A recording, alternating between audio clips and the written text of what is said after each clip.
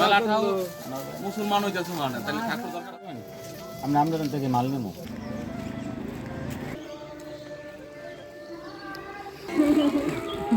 ডাল দিছি না দিব কাদা মা বাবা নাই গুষ্টি মধ্যে কিছুই নাই আচ্ছা এই যে গেলে গেলে খাবো মেয়ে সঙ্গে কেন নোয়ানে গেলে হ্যাঁ তবে যেতে চাইছেন না মানে নিজের কিছু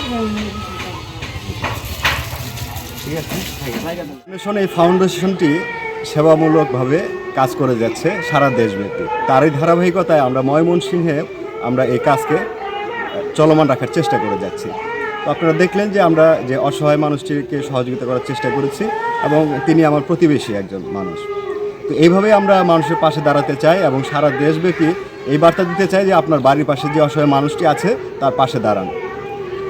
আপনি নিজে দাঁড়ান অথবা অন্য কাউকে তার পাশে দাঁড়ানোর জন্য আগ্রহী করে তুলুন। এটাই অন্বেষণের চাওয়া। প্রত্যেকটা মানুষ সুস্থ সবল স্বাভাবিক জীবনযাপন করুক, এটাই আমাদের চাওয়া।